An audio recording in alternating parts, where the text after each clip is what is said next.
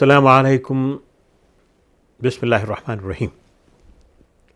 Today we will focus on an issue that has become a controversial issue within the religious community of Muslims. And it is the difference between Nabi and Rasul. The argument that is being presented by many people is that these are two different responsibilities and two different people. A Nabi is different than a Rasul. Not all Nabi are Rasuls, while all Rasuls are Nabi. That means that there is a distinction between the institution of prophethood and the institution of messengership. We do not find that kind of difference among the roles of Nabi and Rasul in the Quran. We do not even find that difference explicitly mentioned in the Hadith. We do not find that explicitly mentioned in any of the books of the past. So where did it come from?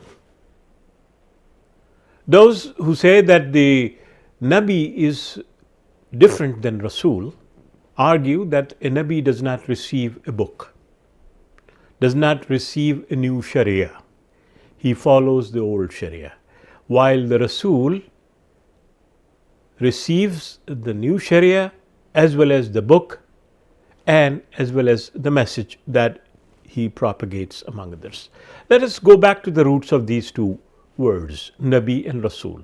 Nabi comes from the word Naba, which means the news, which means he is the one who is receiving a news from a higher authority. And Rasul means the one who has been selected as a messenger to communicate that news to the people for whom it is intended or it is meant to be. So it is in this particular context, every Nabi receives the message. And then once the message is received, then that Nabi has to deliver that message to others in the capacity of Rasul. So these are the two different phases of the same individual who has been selected as messenger, as Rasul, as Nabi. In the initial stages, he plays the role of a Nabi, that he is receiving the message of Allah subhanahu wa ta'ala. He is preparing himself ideologically and religiously, intellectually to comprehend that message and to live that message in one's life. And once he is in that kind of phase, then it becomes his responsibility and obligation to share that message with others. So a Nabi is a Rasul and a Rasul is a Nabi.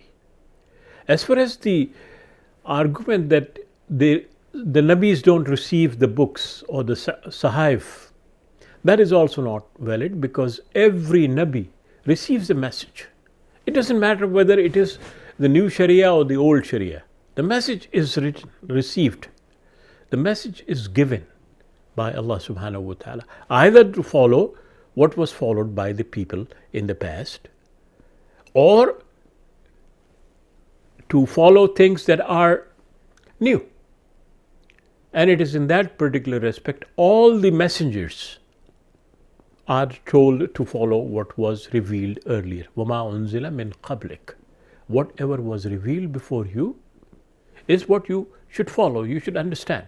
Now, how should we follow that? That we should compare what is written and what is preserved by the people in the past with the new message and see that there is no contradiction. If you find the contradiction, then definitely those contradictions have to be avoided, because now the new message is there, which is a continuation of the old message.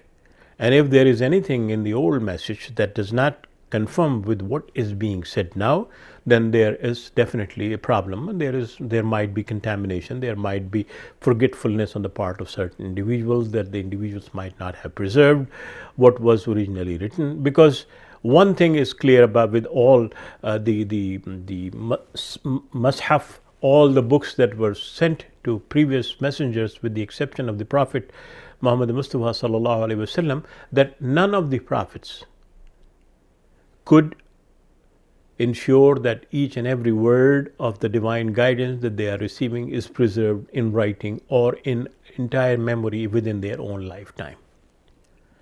And that is the exclusiveness of the Prophet sallallahu alaihi wasallam. So it is in this particular context we should not make that kind of distinction. That is not mentioned in the Quran. That is not mentioned in the Prophet by the Prophet sallallahu alaihi wasallam or in Prophet's hadith. This is a distinction that was probably made under the influence of many biblical writings and many other kind of ideas that emerged in the medieval times or in the medieval centuries. What the reality is, a Nabi has to be a Rasul and Rasul has to be a Nabi. Without the interaction between the two, this institution of prophethood and this institution of messengership would remain incomplete. أقول قولي هذا وأستغفر الله لي ولكم.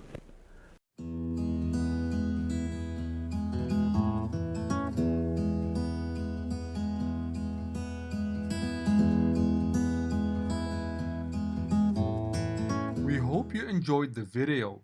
Please subscribe to our channel.